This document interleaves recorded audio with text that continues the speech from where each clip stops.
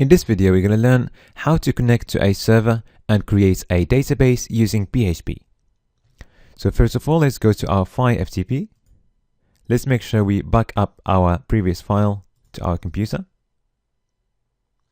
And now let's create a new file and call it create database.php. Okay, so if we open this file, we can import the content from the previous one and just change the title to create database and the header as well to create database. And also let's empty the PHP tag for now. Okay, so let's access this file from our SQL folder. Here we go. Okay, so now before creating the database, we are going to connect to the server first. So let's just add an H3 saying connect to server. Okay, so to connect to a server, we're going to follow the same way for connecting to a database. The only difference is that rather than giving the host username, password, and database name to the MySQLi connect function, we're going to use only the first three parameters. Okay, so let's just copy this piece of code.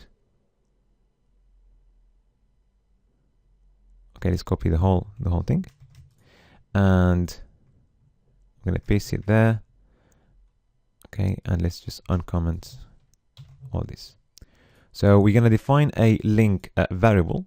Okay, and we're going to use the MySQLi connect function. And as I said, rather than using 4 parameters, we're going to use only the first 3 parameters. We don't need the database name. Okay, so we're going to attempt a connection. If the connection is successful, then this is going to return an object. Okay, and then we're going to echo the success message. If it's not successful, then this is going to be a boolean false. Okay, and then we're going to have the output of the die function, and then the PHP script is going to stop here. All right, so let's just change the success message saying connected successfully to the server. Okay, so if we save and refresh, we can see that we managed to connect successfully to the server. Okay, and we can see that our link variable is an object. Let's change some of these parameters so that we get an error. So if we refresh,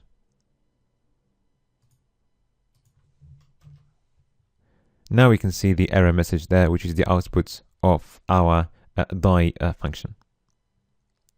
Okay, and you can see here the string, the error string, it cannot connect to MySQL server. Okay, and not database. Okay, so that's how we connect to a server. Let's go back to our correct value, and now you can see that we are connected successfully to the server. Now let's add a database. Okay, so let's add a new H3, create a database, and let's create a PHP tag.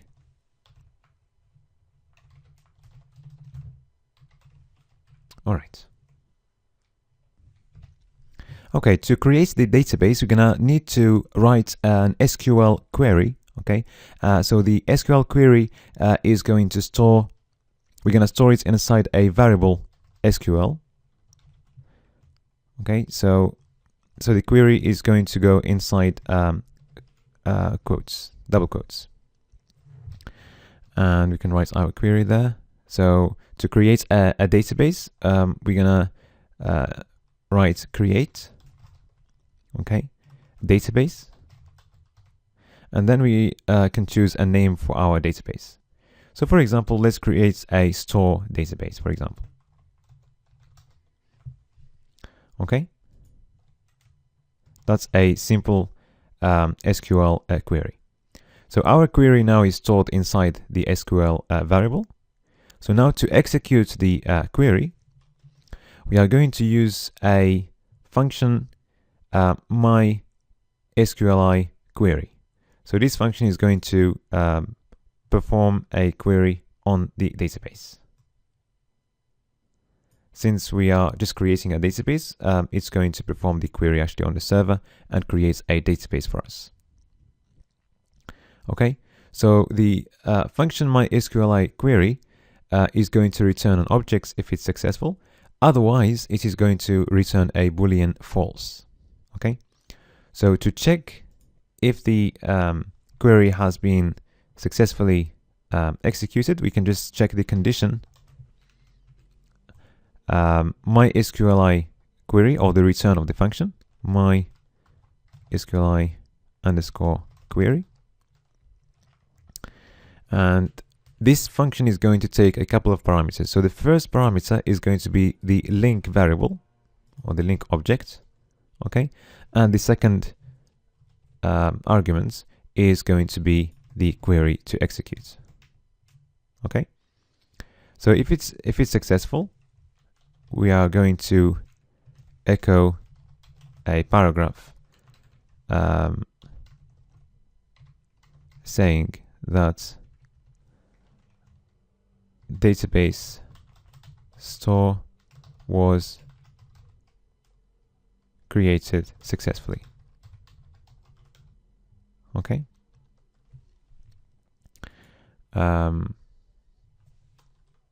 Else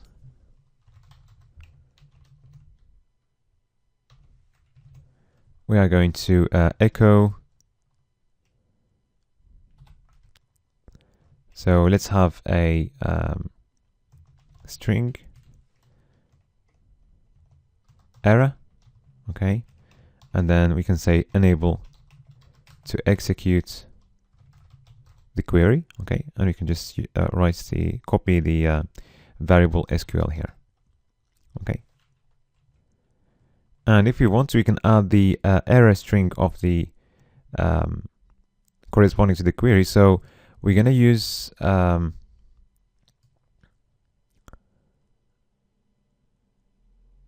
another function. It's mySQLi error, okay, and this one, unlike the mySQLi connects error, is going to return a string description of the last error, not the last connects error, okay. So this one is going to return the last error, okay.